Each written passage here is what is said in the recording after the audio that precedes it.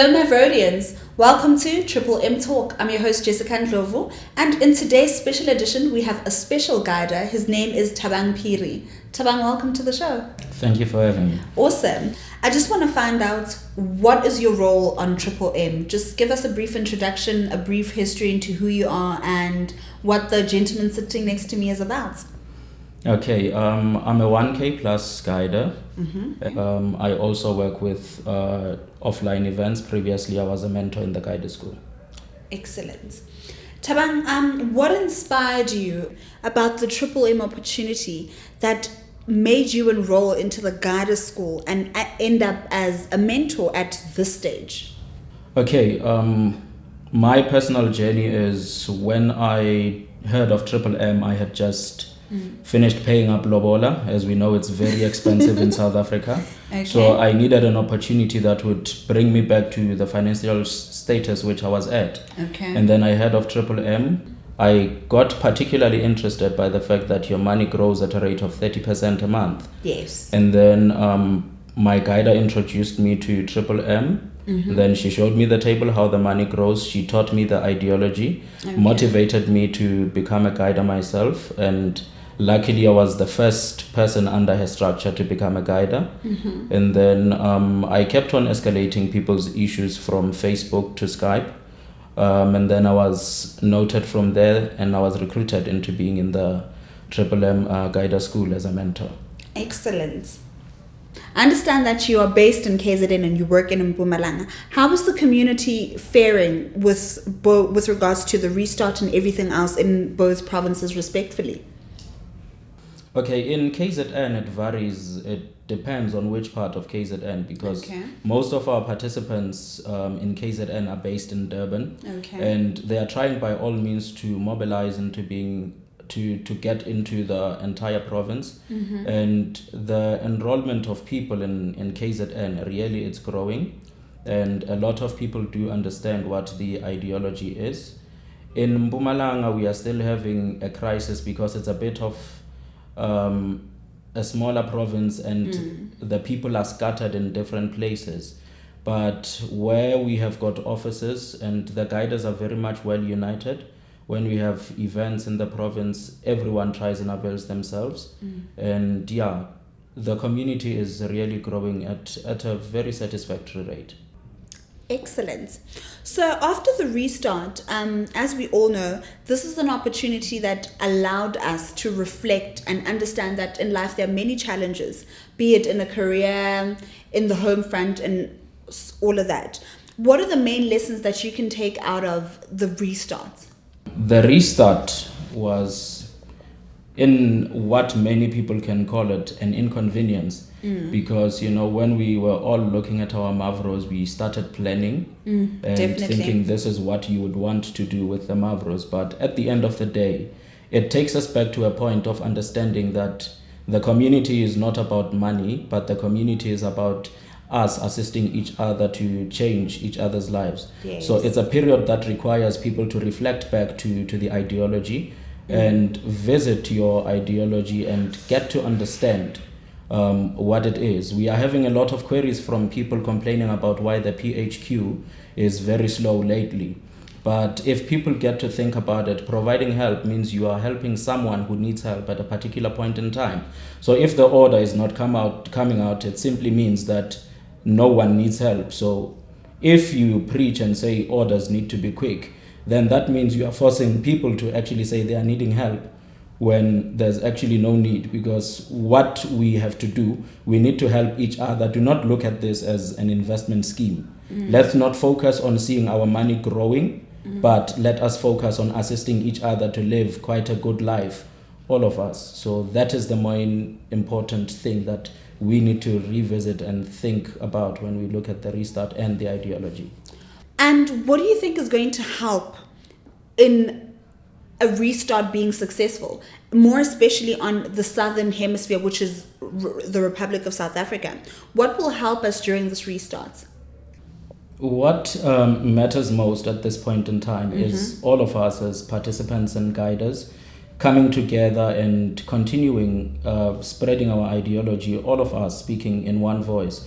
Because there has been on several Skype platforms concerns from different people, it is one thing to actually voice out a concern, because concerns are what will actually help us to grow and get better with time. But we should not destroy what we already have.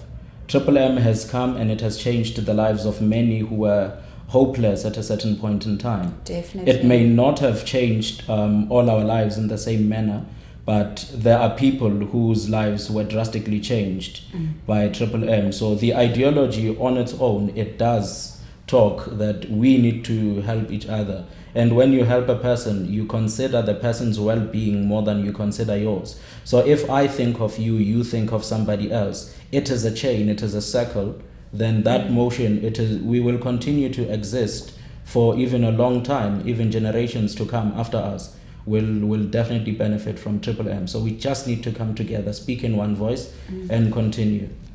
Well said. Absolutely amazing. Do you think that there's a third force or like a third party that is actually influencing the media reports that we've been getting around the Triple M opportunity and so forth? And what is your take on this? There could be various reasons behind that.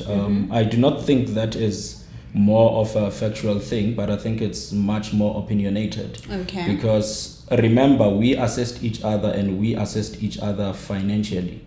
And to a certain point in time, there were a lot of banks in South Africa which purely existed for the purpose of giving out loans to people.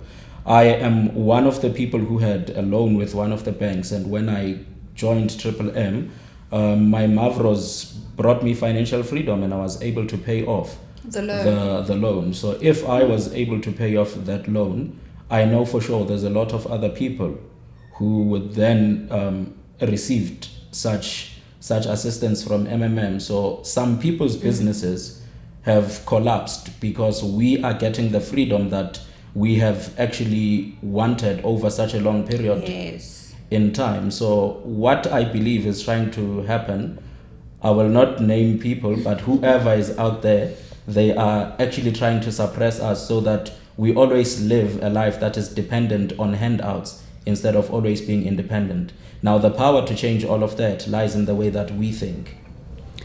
And what is your role? You mentioned earlier that you are a facilitator for the Triple M Charities Division. What is your role and what are some of the main challenges that you are faced with on a daily basis?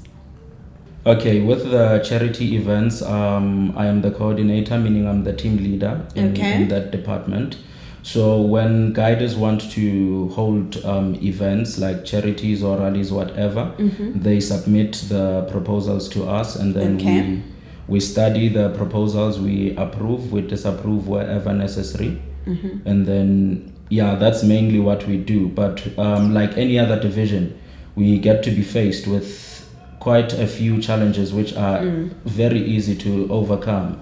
The drafting of these proposals is something that is as easy as speaking English, because when you draft these proposals, there's a purpose. For every event, you have to clearly state why you want to hold that event, who is it for, and when all of these events happen, we need to know that in whatever it is that we do in Triple M, the idea is to always get new people into our community. So we are facing challenges that proposals are not clearly stating what the event is supposed to be, and they do not talk about how the guiders are hoping to use the event to attract new participants. So I believe that is something that for future purposes, maybe guiders need to consider that a lot. It is one idea to want to have an event for the purpose of having an event, but it is most advisable to hold an event with a clear purpose and know that rather than just doing the event for the sake of doing it, it is in a way going to change somebody else's life.